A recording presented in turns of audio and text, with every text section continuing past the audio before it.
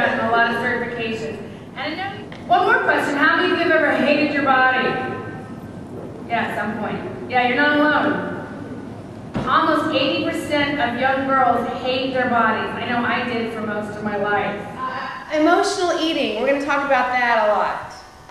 How many people eat when they're triggered by something? A little bit about my background. I grew up in a family where you're supposed to have a small waist, wear lots of makeup, and have big hair.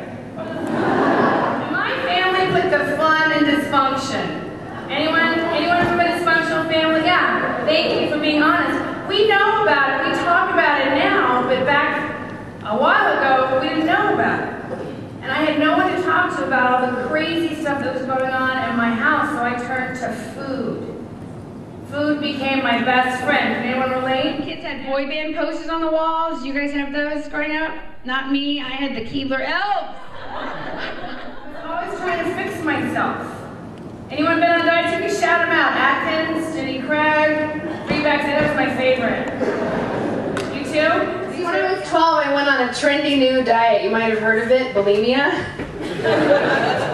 And my parents were worried because I had a crush on a girl, Sarah Lee. And they caught us in a three-way, me, her, and Mrs. Fields. There's so much energy coming at you. I can see why a lot of people would seek an escape. You know, and maybe like even a self-deserving, like I'm not good enough to receive all this, so I have to do. Cool. I think when we laugh together, we learn more. So some of you got.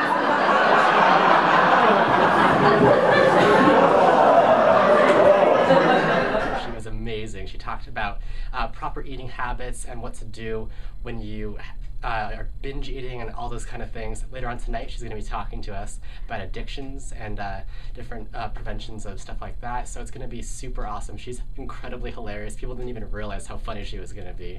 So we had a great, awesome time. We're definitely going to be looking to book her for next year. It's going to be awesome, and thank you, Elaine, for coming. It's been great. And I was laying in the gutter on 6th Street next to my car. And for me, that was my bottom. College, and it was great having Elaine come down and talk to us. I learned a lot about myself and about eating and what I should stay away from and how I should eat, and actually learn to enjoy my food. And now I can go out and eat, actually enjoy what I'm eating and not eat too much and not make the wrong decisions. It was great. I had a good time. What if I could teach you an exercise that would help you relax and check out?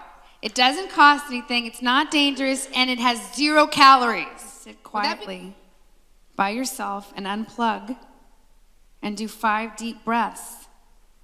And it will help you before a test, before studying, before a big job interview, or even a hot date. You know about the freshman 15, right? Woo! Yeah.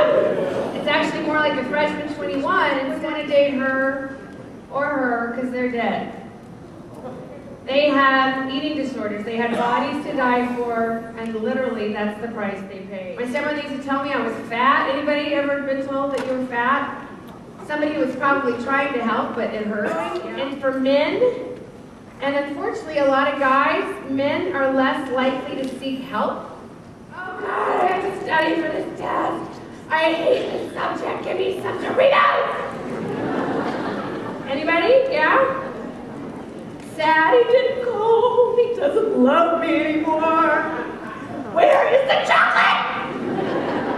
There was drinking, there was drugs, there was abuse, so I had no one to talk to, so I turned to food. Donuts, a whole bag of cakes, cookies, feeling shame and remorse, promising I'll be better on Monday. Anybody ever said that to themselves? I'll go back on Monday.